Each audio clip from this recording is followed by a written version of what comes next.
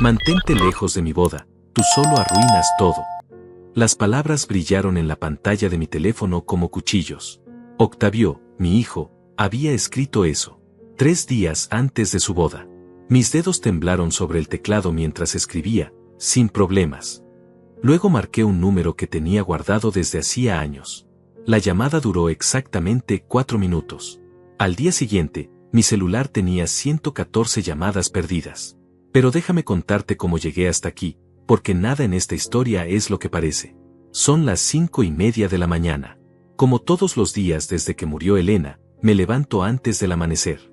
El café ya está preparado desde la noche anterior, solo necesito calentar la olla de aluminio que compré hace 30 años en el mercado de San Miguel. El mismo ritual de siempre, 2 cucharadas de azúcar, un chorrito de leche tibia, remover lentamente mientras escucho el noticiero en la radio antigua que Elena me regaló para mi cumpleaños número 40. La casa está silenciosa. Demasiado silenciosa para alguien que crió 3 hijos entre estas paredes. Octavio, el mayor, ahora tiene 35 años y maneja una empresa de construcción. Dice que le va bien, pero nunca me cuenta detalles. Tatiana vive en Houston con su esposo americano, me llama cada domingo a las 6 en punto, siempre pregunta si necesito algo, pero su voz suena distante, como si cumpliera una obligación.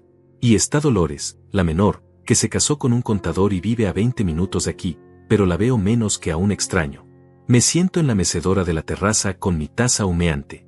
Desde aquí puedo ver la oficina mecánica que cerré hace 5 años. Las persianas están oxidadas, la pintura se descascara, pero aún se puede leer García e Hijos en letras descoloridas. Ironías de la vida, nunca hubo un hijo que quisiera seguir mis pasos. Trabajé 42 años reparando motores. 42 años levantándome a las 5 para abrir el taller a las 7. Mis manos conocían cada sonido que hace un motor enfermo, cada vibración que significa problemas. Llegué a reparar más de 3,000 autos. Cada dólar que gané se invirtió en esta casa, en los estudios de mis hijos, en las vacaciones que Elena soñaba. Ahora esas mismas manos que una vez sostuvieron llaves inglesas y destornilladores, sostienen una taza de café mientras veo pasar los pocos autos que transitan por esta calle tranquila a las 6 de la mañana. La rutina es sagrada. Después del café, camino hasta la esquina para comprar el periódico.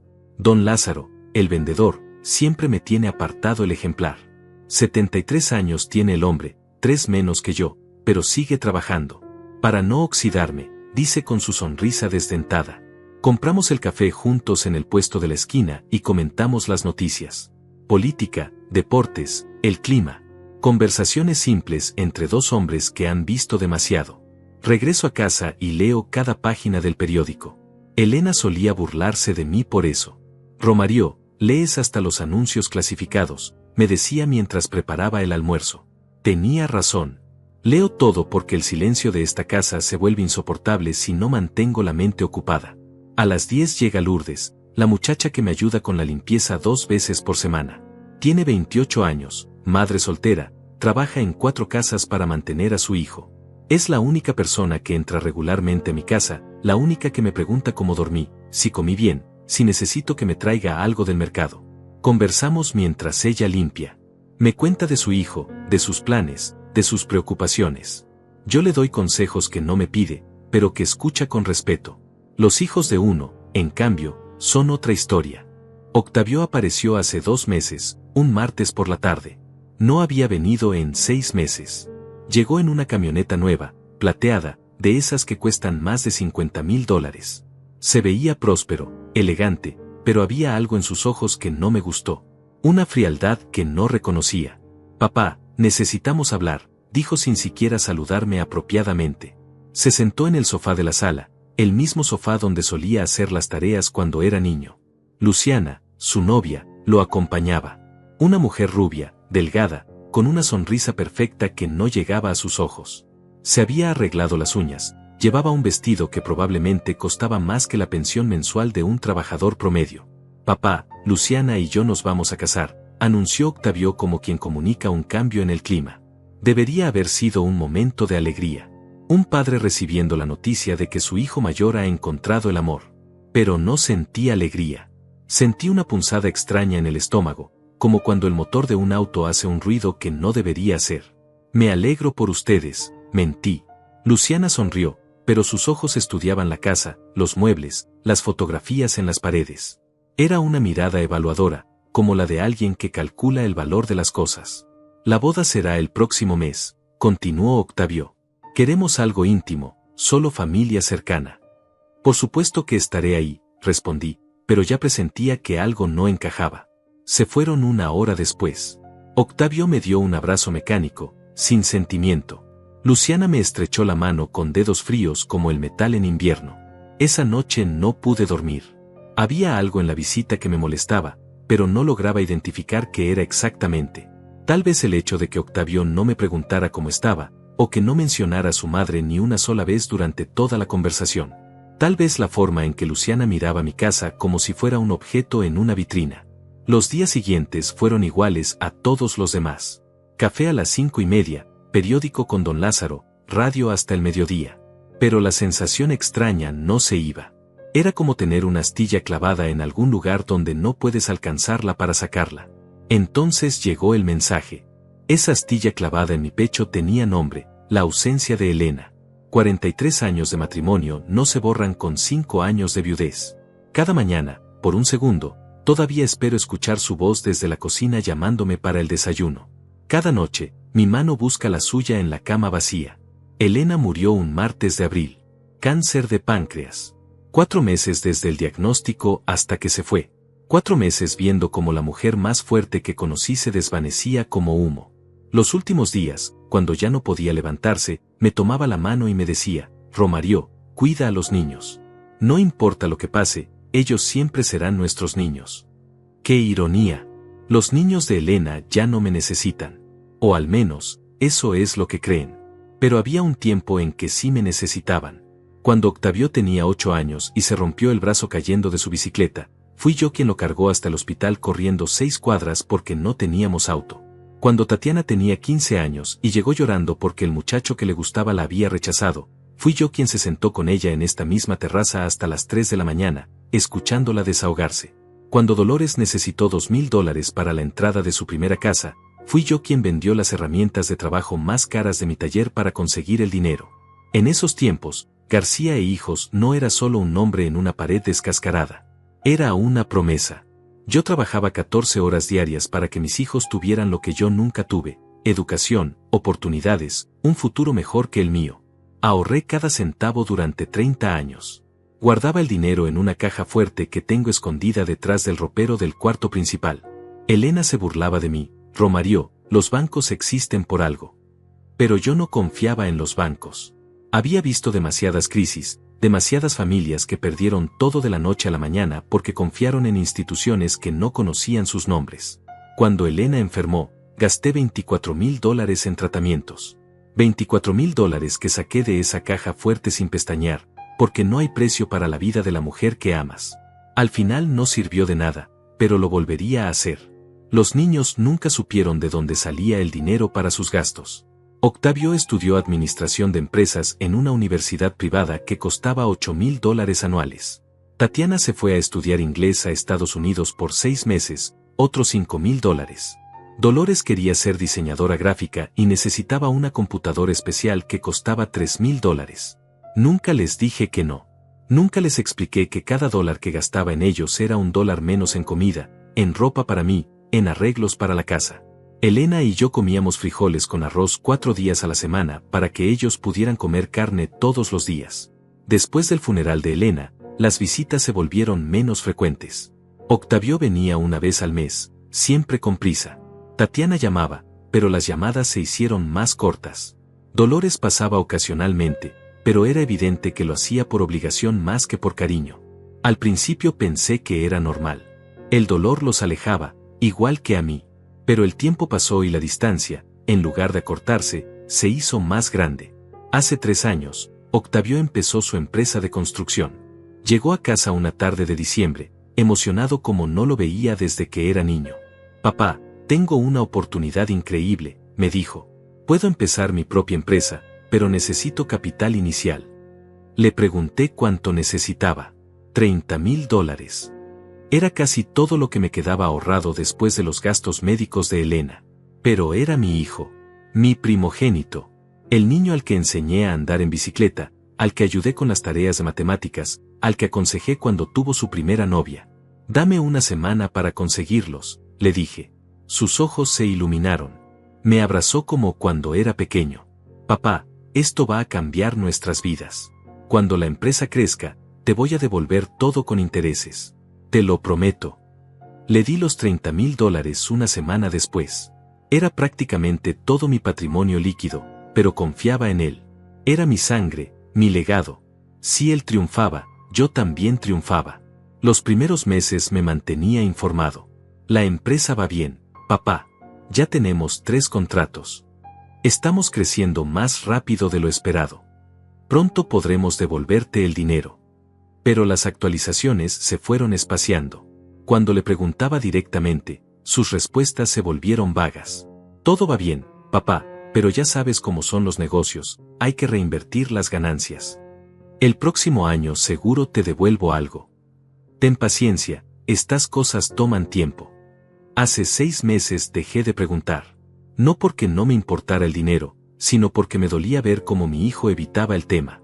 Era como si le causara molestia que yo recordara que existía una deuda entre nosotros. Y ahora aparecía con una camioneta de $50,000 y una novia que llevaba un vestido que probablemente costaba más que mi renta mensual. La noche después de su visita, me quedé despierto calculando. Si Octavio tenía dinero para una camioneta nueva y una boda cara, entonces su empresa iba bien. Si su empresa iba bien, ¿por qué no me había devuelto nada de los $30,000 que le presté? Elena solía decir que yo pensaba demasiado. Romario, no todos los ruidos extraños significan que el motor está roto. A veces solo es el viento. Pero después de 42 años reparando motores, aprendí que los ruidos extraños siempre significan algo. Y el ruido extraño en la relación con mi hijo se estaba volviendo imposible de ignorar. 2 semanas después de su visita, Octavio me llamó por teléfono. Papá, necesito pedirte un favor. Mi corazón se aceleró. Por un momento pensé que finalmente iba a hablar del dinero, o tal vez que había reconsiderado y quería incluirme más en su nueva vida. Dime, hijo. ¿Te molesta si no te invitamos a la despedida de soltero? Va a ser algo muy íntimo, solo amigos cercanos. La respuesta me tomó por sorpresa. No esperaba ser invitado a una despedida de soltero, pero el hecho de que me llamara específicamente para desinvitarme me resultó extraño.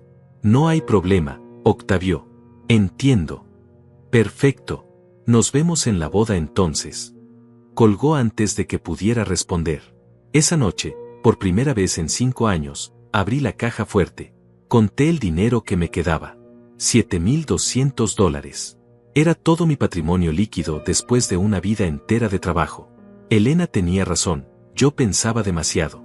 Pero también tenía razón sobre otra cosa. Romario, cuando alguien te muestra quién es realmente, créele la primera vez. Mi hijo me estaba mostrando quién era. Solo que todavía no terminaba de creérselo. La segunda llamada llegó 3 días después. Esta vez era diferente. La voz de Octavio sonaba más suave, casi melosa, como cuando era niño y quería pedirme algo especial. Papá, ¿tienes tiempo para platicar? Luciana y yo queremos visitarte mañana por la tarde. Algo en su tono me puso alerta. Era la misma voz que usaba a los 12 años cuando había roto algo y necesitaba confesarlo. Pero ya no era un niño. Era un hombre de 35 años con una empresa próspera y una novia que evaluaba mi casa como si fuera una propiedad en venta. Llegaron puntualmente a las 3. Luciana llevaba un vestido color crema que probablemente costaba más que mi presupuesto mensual de comida. Se había peinado de una manera diferente, más formal, como si fuera a una reunión de negocios. Octavio vestía una camisa blanca impecable y pantalones que se veían caros. Papá, nos da mucha alegría verte también, dijo Luciana con una sonrisa que parecía practicada frente al espejo. Era la primera vez que me hablaba directamente desde que la conocí. Su voz tenía una calidad artificial, como la de los vendedores que tocan tu puerta tratando de convencerte de que necesitas algo que nunca habías considerado comprar. Se sentaron en el sofá, ella pegada a él, ambos mirándome con una atención que me resultó incómoda. Era como si estuviera siendo evaluado, medido, analizado. Papá, comenzó Octavio, hemos estado pensando mucho en ti últimamente. Sí, agregó Luciana, nos preocupa que vivas solo en esta casa tan grande. Debe ser difícil mantenerla, limpiarla, cuidar del jardín. Miré alrededor de mi sala. La misma sala donde Elena y yo vimos crecer a nuestros hijos, donde celebramos Navidades, donde ella me consoló cuando cerré el taller. No era una casa grande. 3 recámaras, 2 baños, una sala, una cocina. Era perfecta para una familia, tal vez demasiado espaciosa para un viudo de 76 años. Me las arreglo bien, respondí. Pero papá, continuó Octavio, ya no tienes la edad para estar cargando muebles, subiendo escaleras, arreglando cosas. Y si te pasa algo, estarías completamente solo. Luciana asintió con expresión preocupada. Es que nos da mucho miedo pensar que puedas tener una emergencia y no haya nadie cerca para ayudarte. Era cierto que la casa requería mantenimiento. El techo tenía algunas goteras que había reparado con parches temporales. La tubería del baño principal hacía ruidos extraños. El jardín era más grande de lo que podía manejar solo. Pero nada de eso era urgente, y ciertamente nada que justificara la súbita preocupación de mi hijo. ¿Qué proponen?, pregunté, aunque algo me decía que ya conocía la respuesta. Octavio se inclinó hacia adelante, adoptando una postura que reconocí de sus días de estudiante cuando trataba de convencerme de que le aumentara su mesada. Hemos visto un apartamento perfecto para ti. Está en un complejo para personas de la tercera edad, tiene seguridad las 24 horas, servicio de limpieza incluido, y está cerca de un hospital excelente. Incluso tiene un jardín comunitario donde podrías plantar tus tomates, añadió Luciana con entusiasmo fingido. La imagen me resultó deprimente. Yo, que había construido mi propia casa con mis propias manos, que había plantado cada árbol del jardín, que conocía cada crujido de cada tabla del piso, ahora debería conformarme con un pedacito de jardín comunitario donde plantar tomates bajo supervisión. No estoy interesado, dije simplemente. Sus sonrisas se tensaron levemente, pero mantuvieron la fachada. Papá, dijo Octavio con tono paciente, solo queremos que lo consideres.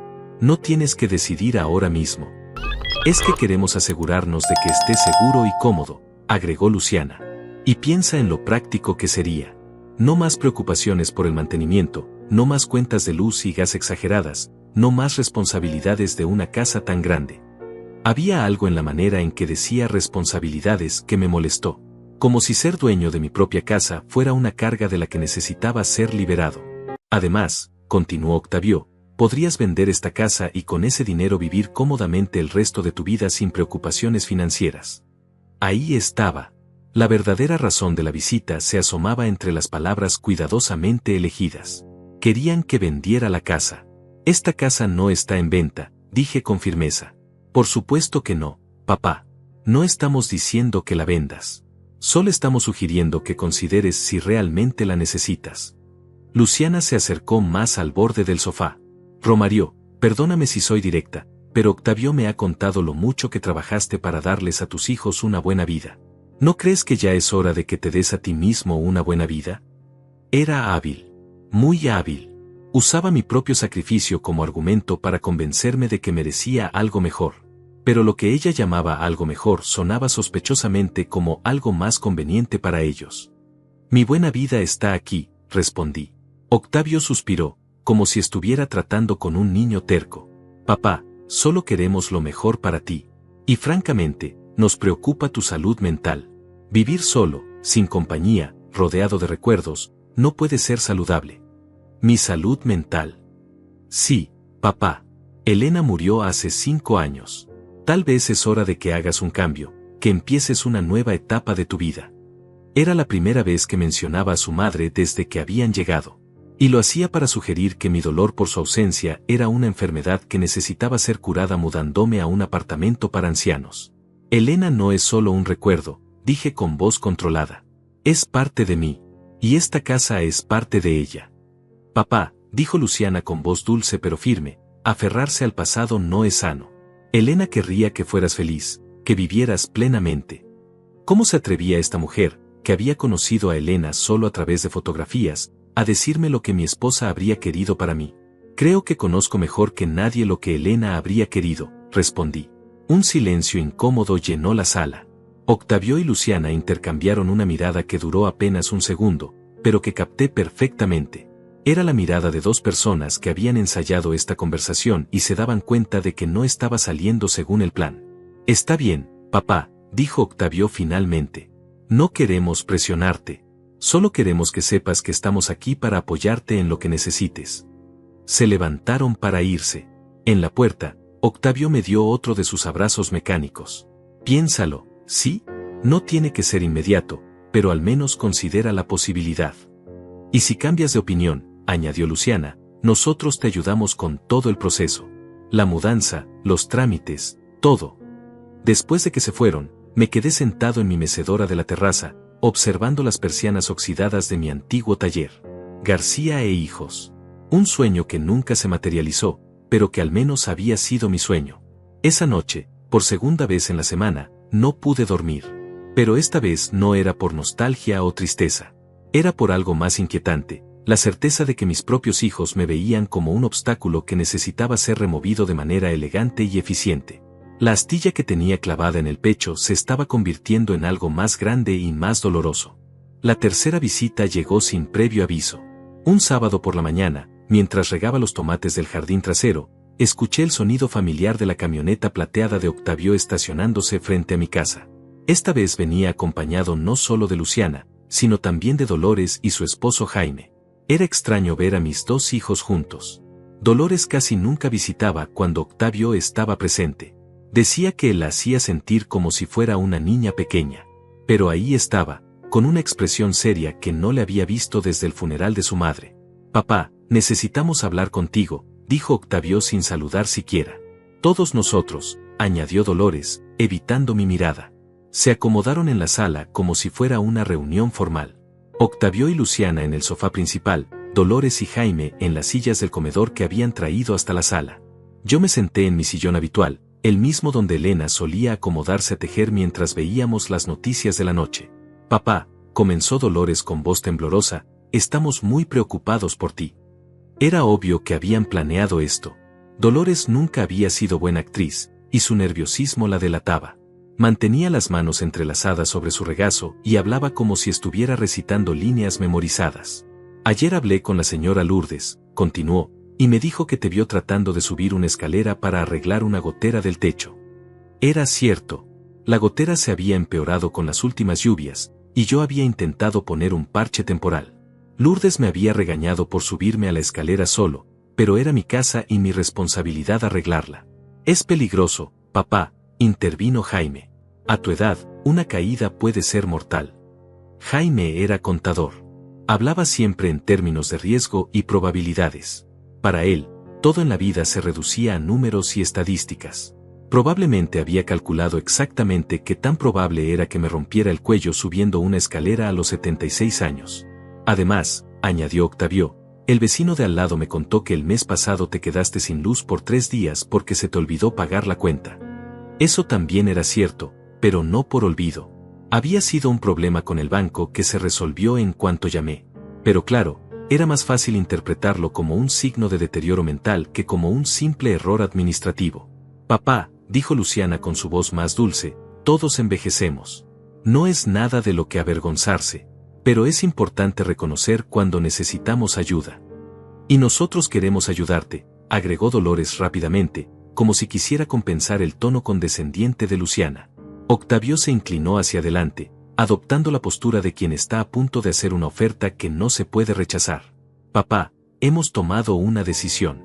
Vamos a conseguirte una enfermera que venga a cuidarte durante el día». La palabra enfermera me golpeó como un puñetazo. Yo no estaba enfermo. Tenía algunos achaques normales de la edad, pero mi mente estaba perfectamente clara y mi cuerpo, aunque ya no era el de un joven, todavía me respondía. «No necesito una enfermera», dije firmemente. «Por supuesto que sí, papá», insistió Dolores. «Alguien que se asegure de que tomes tus medicamentos, que cocine para ti, que esté pendiente por si tienes alguna emergencia. Ya tengo a Lourdes que me ayuda con la limpieza». «Lourdes viene 2 veces por semana y solo por 3 horas», dijo Octavio. «Necesita supervisión constante». ¿Supervisión?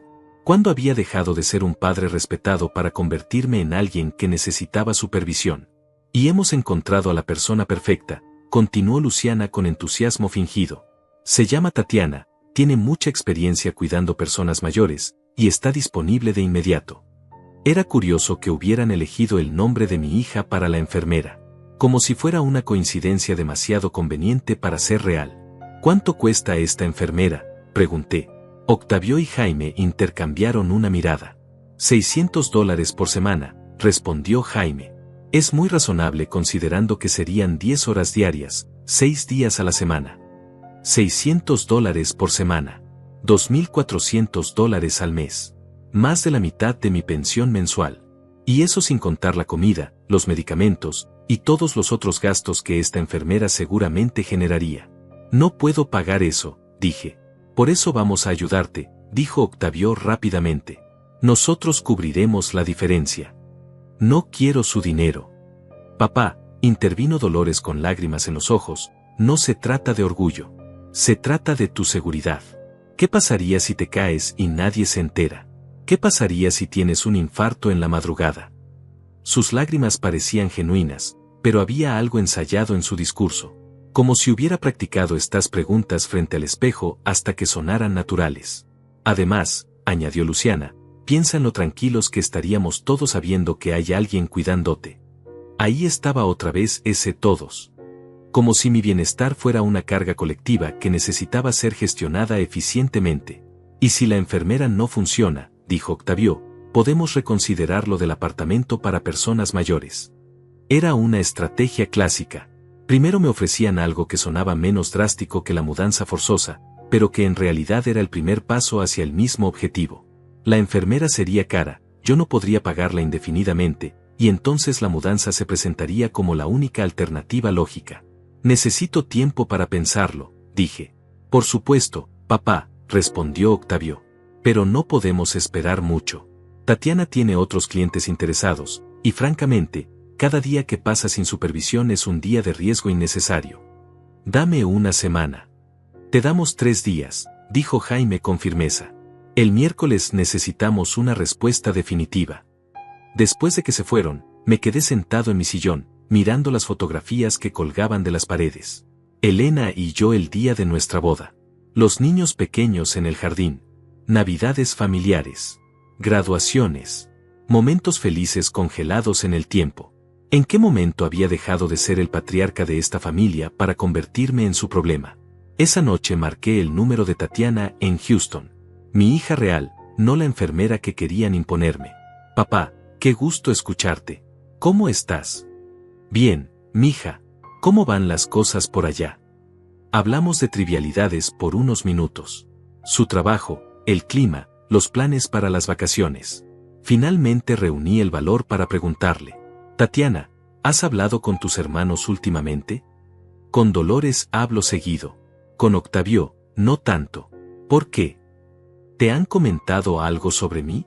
¿Sobre mi salud o mi capacidad para vivir solo? Hubo una pausa larga.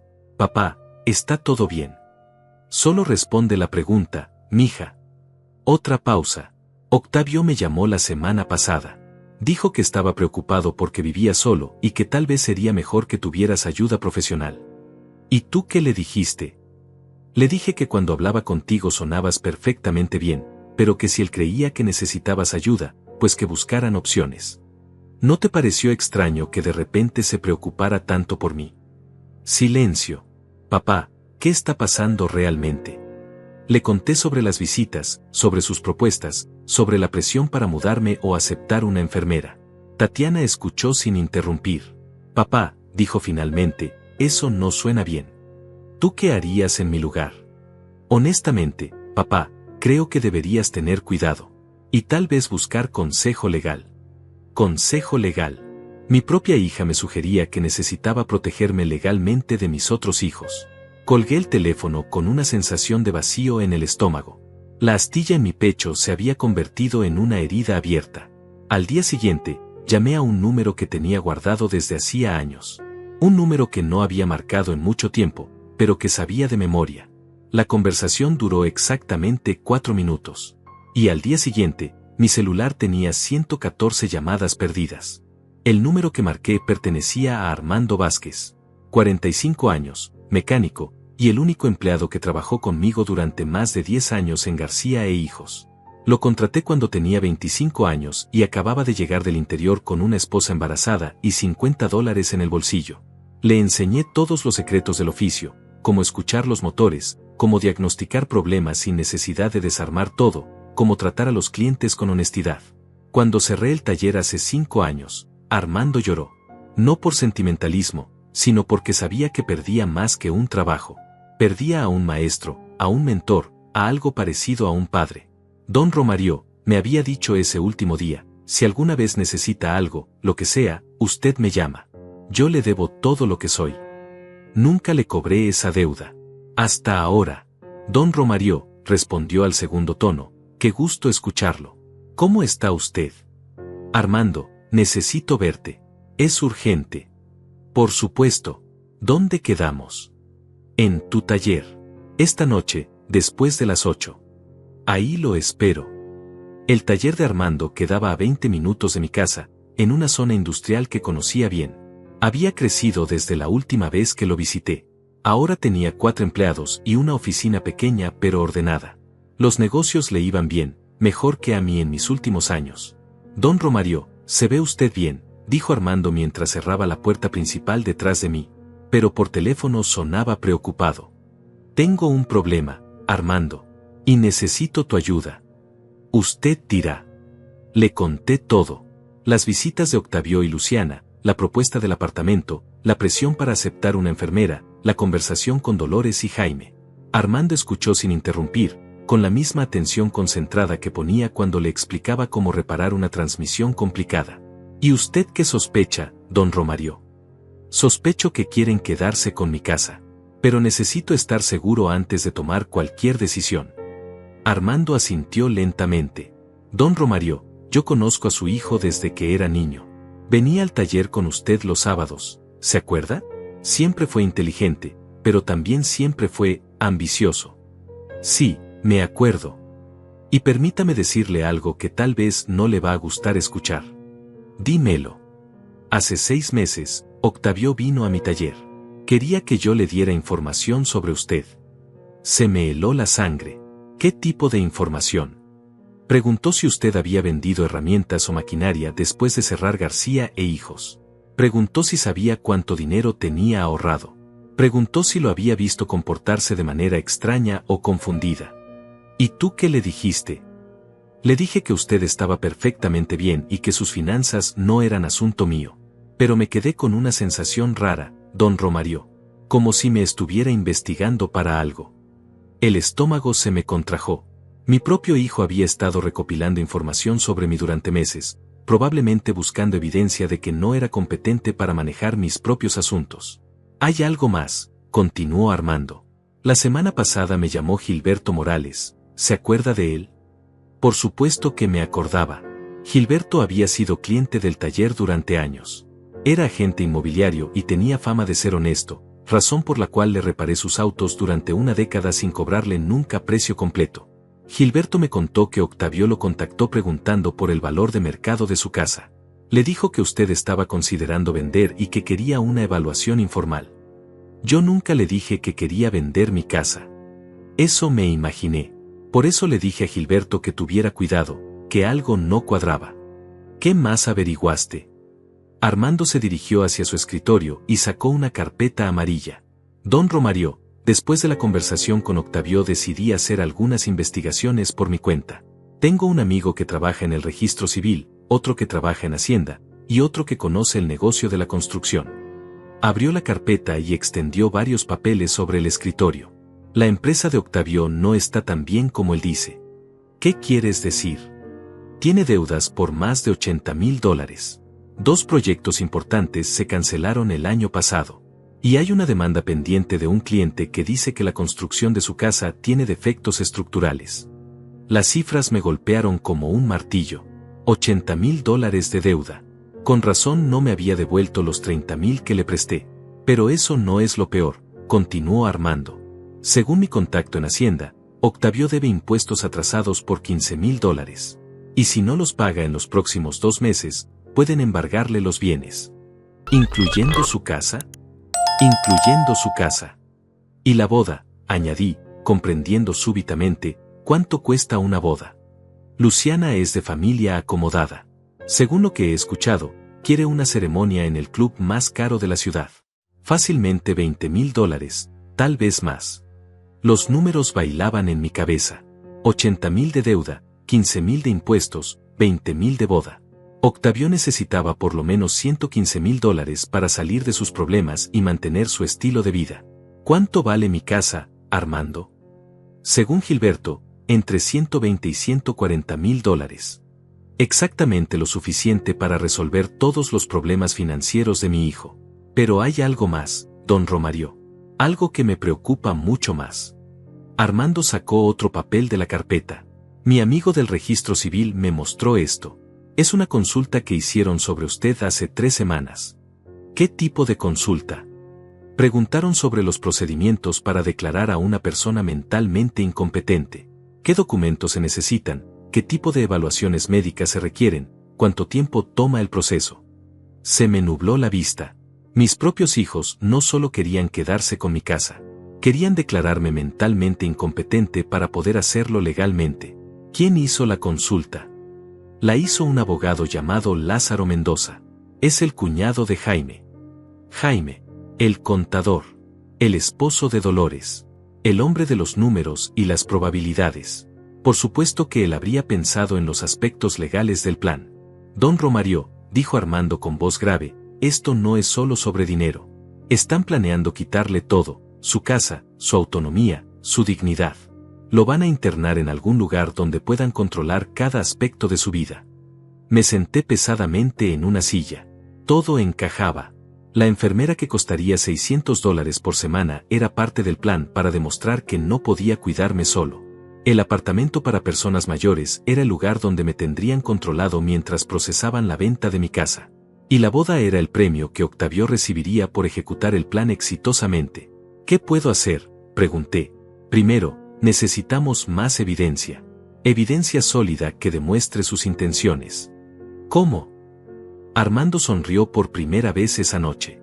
Don Romario, usted me enseñó que para reparar un motor, primero hay que entender cómo funciona. Y yo he pasado 6 meses entendiendo cómo funciona esta máquina que armaron contra usted. Te escucho. Mañana usted va a llamar a Octavio. Le va a decir que ha reconsiderado y que está dispuesto a aceptar la enfermera. Cuando vengan a su casa, usted va a tener esto puesto. Armando sacó un dispositivo pequeño de su bolsillo. Era una grabadora digital, del tamaño de una moneda. Va a grabar toda la conversación. Y yo voy a estar escondido en su jardín trasero, grabando también con mi teléfono. Y después, don Romario, vamos a usar sus propias palabras para destruir su plan. Por primera vez en semanas, sentí que podía respirar profundamente. La astilla en mi pecho comenzaba a transformarse en algo diferente. Algo más parecido a la determinación. La llamada a Octavio la hice el miércoles por la mañana, exactamente como Armando me había aconsejado. Dejé que mi voz sonara cansada, derrotada, como la de un hombre que finalmente acepta lo inevitable. Hijo, he estado pensando en lo que me dijeron. Tienen razón. Ya no tengo la edad para vivir solo. Papá, me alegra mucho escuchar eso, respondió Octavio, y pude percibir el alivio en su voz. Es la decisión correcta. ¿Cuándo puede empezar la enfermera? Tatiana puede empezar mañana mismo. Vendremos por la tarde para presentártela y arreglar todos los detalles. Está bien, hijo. Papá, estoy orgulloso de ti. Sé que no fue fácil tomar esta decisión, pero es lo mejor para todos. Colgué el teléfono sintiendo náuseas. La facilidad con la que mi hijo había aceptado mi rendición me confirmó lo que ya sospechaba. Esto había sido planeado desde el principio. Armando llegó a mi casa esa tarde con una caja de herramientas. A cualquier observador casual, parecía un mecánico que venía a revisar mi auto viejo. Pero dentro de esa caja de herramientas había equipos de grabación más sofisticados de lo que yo había imaginado.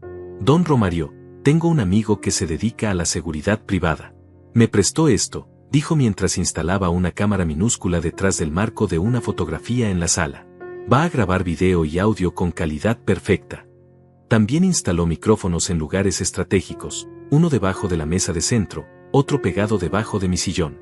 El dispositivo que me había mostrado la noche anterior resultó ser solo una parte de un sistema mucho más complejo. ¿No se van a dar cuenta?, pregunté. Don Romario, usted me enseñó a ser meticuloso. Esto está instalado como si fuera parte del mobiliario original. A las 4 en punto, la camioneta plateada se estacionó frente a mi casa. Octavio bajó acompañado de Luciana y una mujer de unos 40 años que supuse era la enfermera. Tenía el aspecto profesional y eficiente de alguien acostumbrada a manejar personas mayores, uniforme impecable, sonrisa practicada, movimientos calculados. «Papá, te presento a Tatiana Herrera», dijo Octavio mientras entraban a la sala. «Mucho gusto, señor García», dijo la mujer con una voz dulce pero autoritaria. «Estoy muy emocionada de poder cuidarlo». Se sentaron en las mismas posiciones de siempre, Octavio y Luciana en el sofá, la enfermera en una de las sillas del comedor. Yo me acomodé en mi sillón, consciente de que cada palabra que dijéramos estaba siendo grabada. «Tatiana tiene muchísima experiencia», comenzó Luciana. «Ha cuidado a personas mayores durante más de 15 años». «Sí, señor García», añadió la enfermera. «He trabajado con muchas familias y entiendo perfectamente las necesidades especiales de las personas de su edad». «¿Cuáles serían exactamente sus responsabilidades?», pregunté, aunque ya conocía la respuesta. «Bueno», respondió Tatiana consultando una libreta, «estaré aquí de 8 de la mañana a 6 de la tarde, 6 días a la semana. Me encargaré de sus medicamentos, de preparar sus comidas, de supervisar sus actividades diarias». «¿Supervisar mis actividades?». «Sí, señor. Por ejemplo, si usted quiere salir de la casa, yo lo acompañaré para asegurarme de que esté seguro. Si quiere hacer alguna tarea doméstica peligrosa, como subir escaleras, yo me haré cargo. Y si quiero ver a mis amigos». «Por supuesto que puede ver a sus amigos», intervino Octavio. «Solo que Tatiana estará presente para asegurarse de que todo esté bien». Era exactamente lo que Armando había predicho. La enfermera no era una ayuda, era una carcelera con título profesional. «Señor García», continuó Tatiana, «también me haré cargo de sus finanzas básicas. Pagaré las cuentas, haré las compras, manejaré el dinero del día a día». «¿Por qué necesita manejar mi dinero?». «Es por su seguridad», explicó Luciana. «Las personas mayores son muy vulnerables a estafas y fraudes. Es mejor que alguien profesional se encargue de esas cosas. Además», añadió Octavio, «así nosotros podemos estar seguros de que el dinero se está usando apropiadamente». Ahí estaba. Querían controlar mi dinero para asegurarse de que se usara apropiadamente. Es decir, según sus criterios, no los míos. «¿Cuánto va a costar todo esto?», pregunté, aunque ya conocía la cifra. $600 por semana, respondió Octavio. «Más los gastos de comida y medicamentos que Tatiana maneje». «Eso es mucho dinero». «Papá, ya hablamos de esto. Nosotros te vamos a ayudar con los gastos». «¿Por cuánto tiempo?». Octavio y Luciana intercambiaron una mirada. «Bueno, papá, eso depende de cómo evolucione tu situación». «¿Qué quieres decir con eso?». «Don Romario», intervino Tatiana con su sonrisa profesional, «yo voy a evaluar su condición diariamente. Si noto algún deterioro en sus capacidades mentales o físicas, tendré que reportarlo a la familia». «¿Reportar qué exactamente?». «Cualquier signo de confusión, olvidos frecuentes, comportamiento errático. Es parte de mi trabajo profesional mantener informada a la familia sobre su estado. Y si esos reportes indican que necesita un nivel de cuidado más intensivo», añadió Luciana, «tendremos que considerar opciones más apropiadas. Como el apartamento del que les hablamos», completó Octavio. El plan estaba perfectamente claro ahora. La enfermera documentaría cualquier comportamiento que pudiera interpretarse como deterioro mental. Esos reportes se usarían como evidencia para declararme incompetente. Y una vez que fuera declarado incompetente, podrían hacer lo que quisieran con mi casa y mi dinero. «Hay una cosa más», dijo Octavio sacando unos papeles de su portafolio. «Necesitamos que firmes algunos documentos». «¿Qué tipo de documentos?». «Son poderes legales», explicó Luciana, «para que podamos tomar decisiones médicas y financieras en caso de emergencia». «¿Qué tipo de decisiones?». «Bueno, si tienes un accidente o una crisis médica y no puedes comunicarte claramente, alguien tiene que poder autorizar tratamientos, pagar cuentas, ese tipo de cosas». Tomé los papeles y los revisé. Estaban escritos en lenguaje legal complicado, pero la esencia era simple: le daba a Octavio control total sobre mis decisiones médicas y financieras. Una vez firmados, él podría internarme en cualquier institución, vender mi propiedad, y disponer de mi dinero como considerara conveniente. «Necesito tiempo para leer esto con cuidado», dije. «Papá, son documentos estándar», insistió Octavio. Todas las familias responsables tienen este tipo de papeles firmados. Aún así, quiero revisarlos. Señor García, intervino Tatiana, entiendo su cautela, pero estos documentos son realmente por su propio bien. Si algo le pasa y no están firmados, su familia no podrá ayudarlo eficientemente. ¿Y qué pasa si no quiero firmarlos? Un silencio incómodo llenó la sala. Octavio se aclaró la garganta. Papá, francamente, si no confías en nosotros lo suficiente para firmar estos papeles, tal vez deberíamos reconsiderar todo el arreglo. ¿Qué quieres decir? Quiero decir que si no puedes ser colaborativo con las medidas que estamos tomando para cuidarte, tal vez no estés realmente listo para aceptar ayuda. Era una amenaza verla y disimulada. Firma los papeles o perdemos el interés en cuidarte. Por supuesto, yo sabía que perder su interés significaría que buscarían otra manera de conseguir lo que querían. Está bien, dije finalmente. Los firmaré. Excelente, dijo Octavio con una sonrisa que no llegaba a sus ojos. Firmé los documentos con mano temblorosa, no por nerviosismo, sino por la rabia que me hervía por dentro.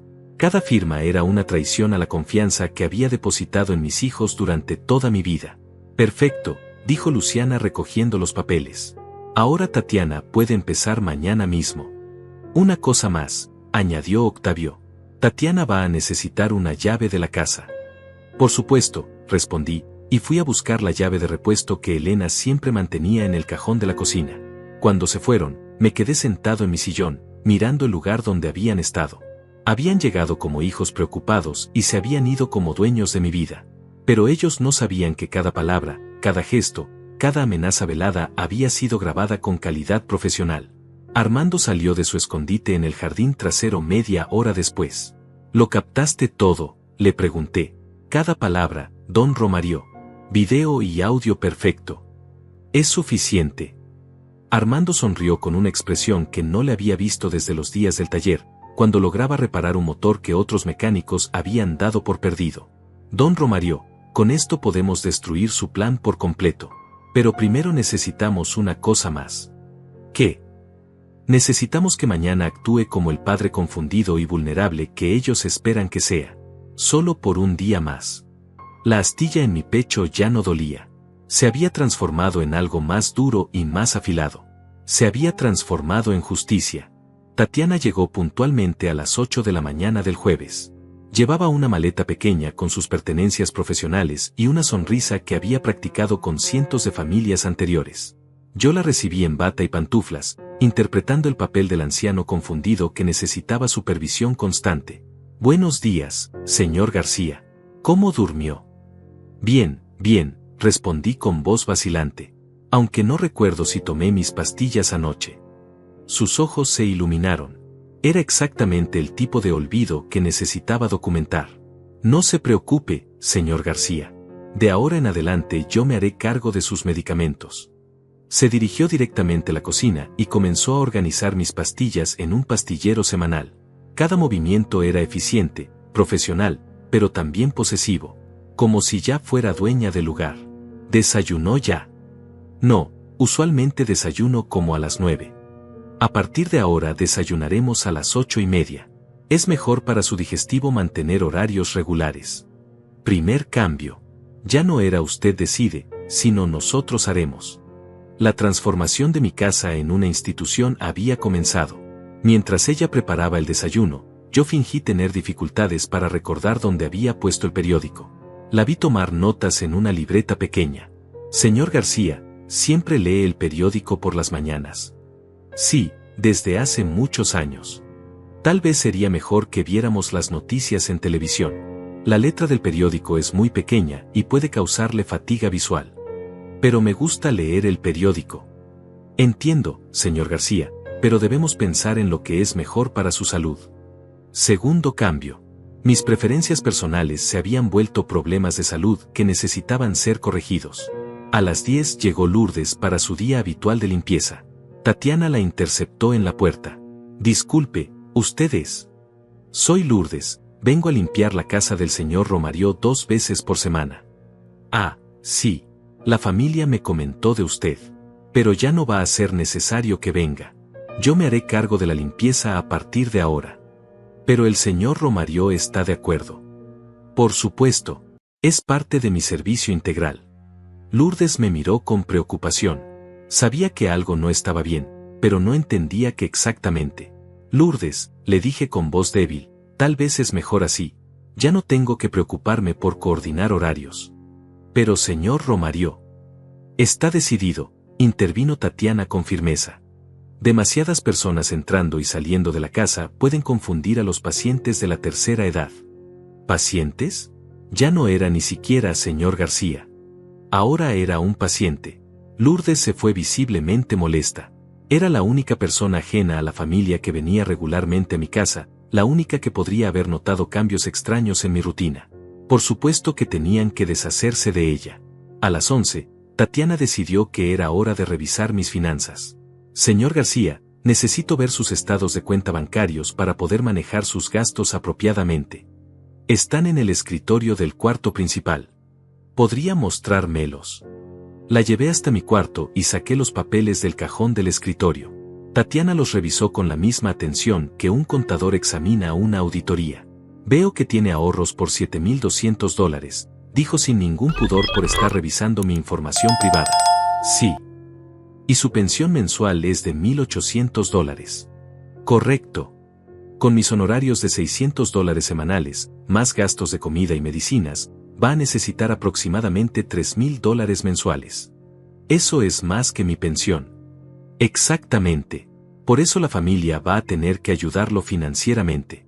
Y por eso es importante que consideremos opciones de vivienda más económicas. Ahí estaba. El argumento financiero para justificar la venta de mi casa. En menos de 3 meses, mis ahorros se agotarían. Entonces la mudanza al apartamento para ancianos se presentaría como la única alternativa lógica. ¿Opciones de vivienda? Bueno, señor García, esta casa es muy grande para una persona sola. Y mantenerla es caro. Si usted se mudara a un lugar más pequeño y manejable, podría usar el dinero de la venta para pagar su cuidado durante muchos años. ¿La familia está de acuerdo con eso? La familia solo quiere lo mejor para usted. Y lo mejor es garantizar que tenga cuidado profesional el resto de su vida. A las 12 llegó don Lázaro, el vendedor de periódicos, como todos los días desde hace 10 años. Tatiana lo interceptó en la puerta. ¿Qué necesita? Vengo a ver al señor Romario. Siempre conversamos a esta hora. Lo siento, pero el señor García está descansando. Las visitas deben coordinarse con anticipación. ¿Visitas? Pero si yo vengo todos los días. A partir de ahora necesita hacer cita previa. Es por el bienestar del paciente. Don Lázaro me miró por encima del hombro de Tatiana. Yo le hice un gesto disimulado con la mano, como diciéndole que después le explicaría. El anciano se fue confundido y preocupado. Tercer aislamiento. Lourdes, don Lázaro, cualquier persona que pudiera notar cambios en mi comportamiento o rutina estaba siendo sistemáticamente apartada de mi vida. Por la tarde, mientras Tatiana organizaba mis medicamentos, fingí tener dificultades para recordar el nombre de mi difunta esposa. ¿Cómo se llamaba mi señora?, pregunté con expresión confundida. Tatiana dejó de contar pastillas y me miró con atención renovada. Elena, señor García. Su esposa se llamaba Elena. Ah, sí, Elena. Se me olvidan las cosas a veces. Sus ojos brillaron como los de un cazador que ve a su presa en la mira. Inmediatamente tomó su libreta y escribió una nota larga. Es normal que se le olviden nombres importantes. A veces. Especialmente cuando estoy cansado. ¿Qué otras cosas se le olvidan? Pues, ayer no recordaba si había cerrado la llave del gas. Y la semana pasada fui al mercado y no recordaba que tenía que comprar. Cada confesión era una mentira cuidadosamente construida, pero Tatiana las documentaba como síntomas genuinos de deterioro cognitivo. A las 5 de la tarde, Octavio llegó para su visita de supervisión. ¿Cómo estuvo el primer día, Tatiana? Muy revelador, respondió ella consultando su libreta. El señor García muestra varios signos preocupantes. ¿Cómo cuáles? Confusión temporal, olvidos de rutinas básicas, dificultad para recordar nombres importantes. Esta mañana no recordaba si había tomado sus medicamentos. Esta tarde no recordaba el nombre de su difunta esposa. ¿Elena? Exactamente. Tuve que recordárselo. Octavio asintió con expresión grave, pero yo pude ver un destello de satisfacción en sus ojos. ¿Qué recomiendas? Recomiendo supervisión constante. El señor García no debe estar solo ni por periodos cortos. Y sugiero una evaluación médica lo antes posible. ¿Qué tipo de evaluación? Una evaluación neurológica completa, para determinar el grado de deterioro cognitivo y establecer un plan de cuidado apropiado. ¿Y si la evaluación confirma lo que sospechas? Entonces habría que considerar seriamente opciones de cuidado a largo plazo. Una residencia especializada sería lo más apropiado. Entiendo. ¿Puedes quedarte esta noche? No me gusta la idea de que papá esté solo en su estado actual. Por supuesto. Cobro $50 adicionales por noche, pero es necesario. $50 más por noche. El costo de mi cuidado seguía aumentando, acelerando la crisis financiera que justificaría la venta de mi casa. Después de que Octavio se fue, Tatiana estableció las reglas nocturnas. Señor García, voy a dormir en el sofá de la sala. Si necesita algo durante la noche, debe llamarme. No trate de levantarse solo, especialmente para ir al baño. Podría caerse. Pero he ido solo al baño durante 76 años. Sí, pero su condición ha cambiado. Ahora representa un riesgo. Mi condición. Como si fuera un diagnóstico médico en lugar de una mentira construida para justificar mi encarcelamiento. Esa noche, mientras Tatiana dormía en la sala, me levanté silenciosamente y revisé mis cámaras ocultas. Armando había instalado todo perfectamente. Cada conversación, cada intercambio, cada momento de manipulación había sido grabado en alta definición. Por la mañana, Tatiana reportaría que me había levantado durante la noche confundido y desorientado. Era parte del guión que habían preparado para mí, pero ellos no sabían que yo también tenía un guión. Y mi guión estaba a punto de llegar a su clímax. Tomé mi teléfono y envié un mensaje de texto a Armando: mañana es el día. La respuesta llegó inmediatamente: listo, don Romario. Es hora de que cojan su propia medicina. La astilla en mi pecho ya no existía. Se había transformado en algo completamente diferente. Se había transformado en una espada. El viernes por la mañana, Tatiana preparó el desayuno mientras hacía una llamada telefónica que no pensó que yo pudiera escuchar desde mi cuarto. Sí, doctor Mendoza, es exactamente como usted predijo. Confusión severa, pérdida de memoria reciente, desorientación nocturna. En mi opinión profesional, el señor García necesita evaluación psiquiátrica inmediata. Doctor Mendoza. El mismo apellido del abogado que había consultado sobre procedimientos de incompetencia mental. No era coincidencia. Toda la red estaba conectada: Jaime el contador, Lázaro Mendoza el abogado, y ahora un doctor Mendoza que seguramente era familiar. ¿Para cuándo podemos programar la evaluación? Perfecto. El lunes a las 2 de la tarde. 4 días. En 4 días tendrían su evaluación médica fraudulenta que me declararía mentalmente incompetente. El lunes por la tarde, Romario García dejaría de existir legalmente como persona capaz de tomar sus propias decisiones. A las 10 de la mañana llegó Octavio acompañado de Luciana y un hombre que no conocía. Alto, delgado, con un maletín de cuero y la actitud confiada de alguien acostumbrado a estar al mando. Papá, te presento al licenciado Lázaro Mendoza, dijo Octavio. Es el abogado de la familia. Mucho gusto, señor García, dijo el hombre estrechando mi mano con firmeza calculada. He venido a explicarle algunos documentos importantes. Se acomodaron en la sala como si fuera una reunión de negocios. Lázaro Mendoza abrió su maletín y sacó una carpeta gruesa llena de papeles. Señor García, entiendo que ayer firmó unos poderes legales básicos. Sí. Excelente, pero dada su condición actual, necesitamos documentos más completos. Mi condición. Tatiana nos ha informado sobre algunos episodios de confusión que ha observado. Es completamente normal a su edad, pero debemos tomar precauciones legales. Lázaro Mendoza extendió los documentos sobre la mesa de centro. Estos son poderes legales ampliados. Le dan a su hijo Octavio autoridad completa para manejar todos sus asuntos legales y financieros. ¿Qué incluye exactamente? Incluye la autoridad para vender propiedades en su nombre, manejar cuentas bancarias, tomar decisiones médicas, y si fuera necesario, hacer arreglos de vivienda apropiados para su condición. Arreglos de vivienda. Bueno, señor García, intervino Luciana con su sonrisa practicada, si su salud mental continúa deteriorándose, tal vez necesite un ambiente más seguro y supervisado. Como una residencia especializada, añadió Octavio. Exactamente, confirmó el abogado. Estos documentos le dan a su familia la autoridad legal para actuar en su mejor interés, incluso si usted no comprende completamente lo que es mejor para usted. Era brillante en su simplicidad maliciosa. Una vez firmados estos documentos, yo perdería todo control legal sobre mi vida. Octavio podría vender mi casa, manejar mi dinero, e internarme en cualquier institución sin necesidad de mi consentimiento. ¿Y si no quiero firmar? Un silencio incómodo llenó la sala. Lázaro Mendoza se ajustó los lentes con un gesto que había perfeccionado en cientos de reuniones similares. Señor García, comprendo su reticencia. Pero francamente, dada la evaluación profesional de Tatiana y considerando los episodios de confusión que hemos documentado, si usted no firma voluntariamente, podríamos vernos obligados a iniciar procedimientos legales de incompetencia. ¿Qué significa eso?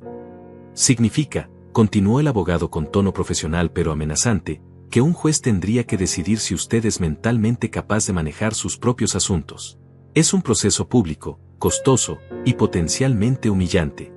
Papá, intervino Octavio con voz suplicante, no queremos llegar a eso. Preferimos manejar todo en familia, con discreción. Pero si usted insiste en resistirse a la ayuda que necesita, añadió Luciana, no tendremos alternativa. Era la amenaza final. Firma voluntariamente o te quitamos todo por la fuerza a través de los tribunales.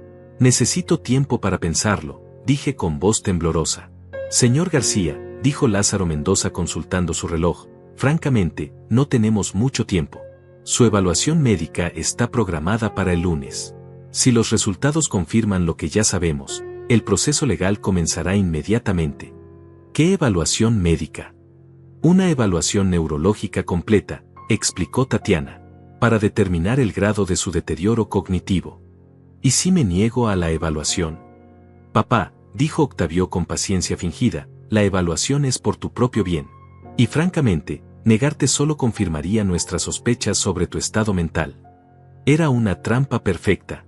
Si me sometía a la evaluación fraudulenta, me declararían incompetente. Si me negaba, usarían mi negativa como evidencia de incompetencia. Está bien, dije finalmente. Firmaré los documentos. Excelente decisión, señor García, dijo el abogado con satisfacción apenas disimulada. Firmé cada página con mano temblorosa, no por miedo, sino por la rabia que me consumía por dentro. Cada firma era una traición documentada, cada rúbrica era evidencia de su conspiración. Perfecto, dijo Lázaro Mendoza guardando los documentos. Ahora su familia puede actuar oficialmente en su mejor interés. Hay una cosa más, añadió Octavio. Papá, hemos estado viendo algunas opciones de residencias especializadas. Ya. Solo como precaución, dijo Luciana rápidamente, para estar preparados después de la evaluación del lunes. Octavio sacó algunos folletos coloridos de su portafolio. Esta es Villa Esperanza. Es una residencia muy bonita, con jardines, actividades recreativas, cuidado médico las 24 horas. Miré los folletos. Fotografías de ancianos sonrientes jugando cartas, paseando por jardines perfectamente mantenidos, recibiendo atención de enfermeras jóvenes y alegres. Era la versión comercial del infierno. ¿Cuánto cuesta? $4,000 mensuales, respondió Jaime, que había permanecido callado hasta ese momento. Pero con la venta de tu casa, tendría suficiente dinero para pagar varios años por adelantado. ¿La venta de mi casa? Papá, dijo Octavio con tono paciente, esta casa es demasiado grande y costosa de mantener. Y francamente, con tu condición actual, vivir solo aquí es peligroso. ¿Y dónde viviría mientras decido? Podrías quedarte con nosotros temporalmente, ofreció Luciana con entusiasmo falso. Solo hasta que Villa Esperanza tenga un espacio disponible. Por supuesto, me tendrían en su casa, bajo su control total, mientras procesaban la venta de mi propiedad. Una vez vendida la casa, ya no habría manera de revertir el proceso. ¿Cuándo sería la mudanza? La semana que viene, respondió Octavio. Después de la evaluación médica del lunes. ¿Tan pronto? Papá, mientras más rápido hagamos la transición, mejor será para todos. Especialmente para ti. Lázaro Mendoza cerró su maletín con satisfacción.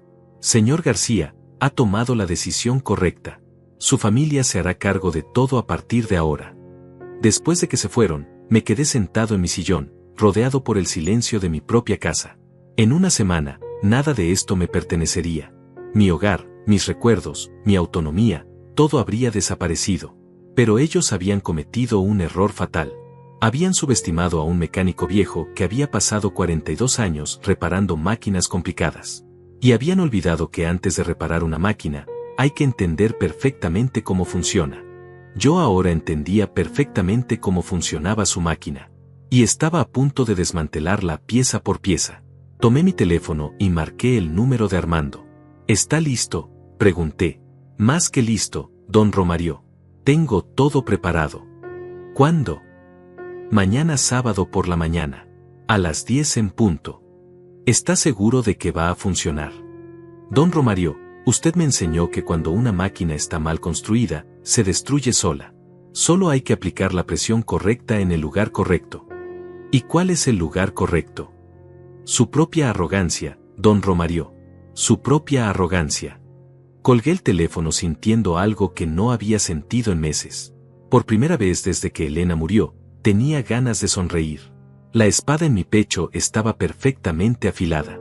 Y mañana la usaría. El sábado por la mañana, a las 10 en punto, sonó el timbre de mi casa.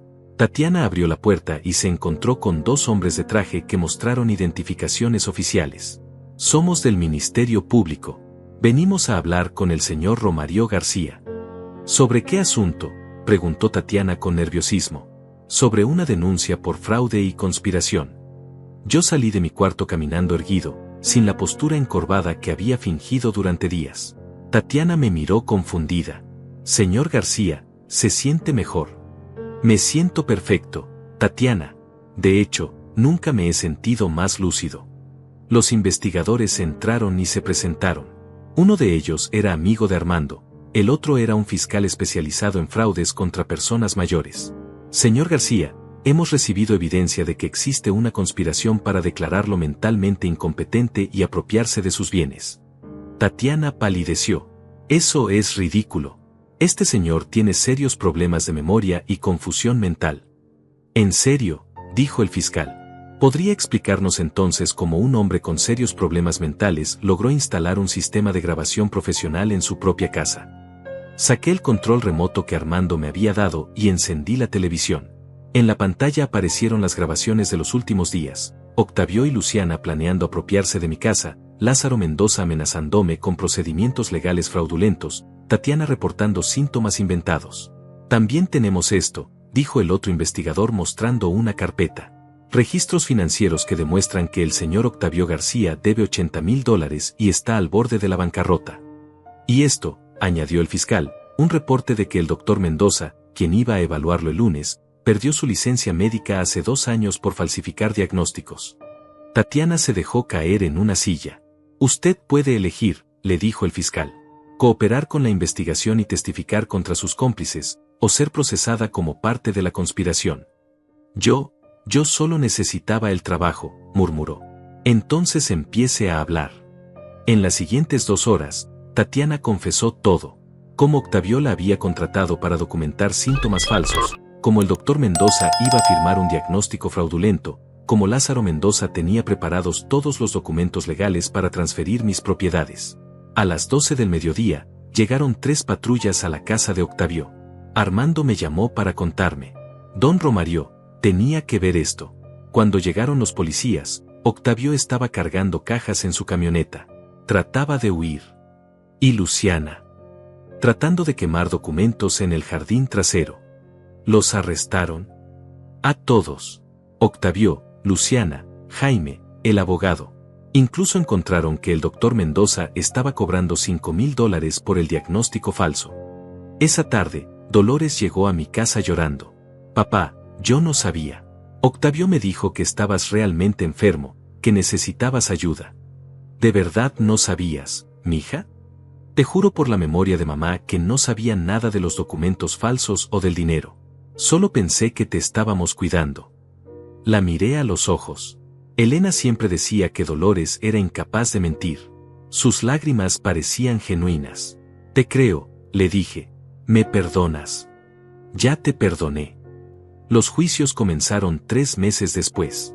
Octavio fue sentenciado a 5 años de prisión por fraude y conspiración. Luciana recibió 3 años. Jaime, 2 años de libertad condicional por complicidad. Lázaro Mendoza perdió su licencia y fue sentenciado a 4 años. El falso doctor Mendoza recibió 6 años. Recuperé todos mis documentos y mi dinero. Incluso los $30,000 que le había prestado a Octavio fueron embargados de sus cuentas antes de que pudiera gastarlos. 6 meses después, me mudé a una casa más pequeña en el campo, a 1 hora de la ciudad. Tiene un jardín grande donde cultivo tomates y maíz. Tengo 2 perros que me hacen compañía. Lourdes viene a visitarme los fines de semana con su hijo. Don Lázaro me trae el periódico todas las mañanas. Armando viene a almorzar conmigo los domingos y me cuenta cómo va su negocio. Dolores me visita cada 15 días con sus hijos. Hemos reconstruido nuestra relación lentamente, con paciencia. Tatiana, en mi pueblo, me llama ocasionalmente desde Houston. Dice que le da vergüenza lo que pasó, pero que se alegra de que haya salido bien. De Octavio no he sabido nada. Está cumpliendo su condena en una prisión estatal. No he ido a visitarlo. Tal vez algún día lo haga, cuando pueda mirarlo sin sentir dolor. Cada mañana me levanto a las 5:30, preparo mi café, y me siento en la terraza de mi nueva casa. El aire es más limpio aquí, el silencio es más cómodo. A veces pienso en Elena y le hablo como si estuviera sentada a mi lado. Le cuento sobre mi nueva vida, sobre los tomates que crecen en el jardín, sobre los nietos que la extrañan. Elena, le digo, nuestros hijos querían enterrarme, pero se olvidaron de algo importante. El viento mueve las hojas de los árboles como si fuera su respuesta. Se olvidaron de que yo soy raíz. Si conoces a alguien que está pasando por algo así, comparte esta historia. Y si fuiste tú quien vivió esto, ahora es tu momento de levantar la cabeza. Nunca es demasiado tarde para reclamar tu dignidad. Los que intentan aprovecharse de nuestra edad se olvidan de que la experiencia no es debilidad. Es sabiduría convertida en fuerza. Y la fuerza de las raíces siempre es más profunda de lo que parece en la superficie.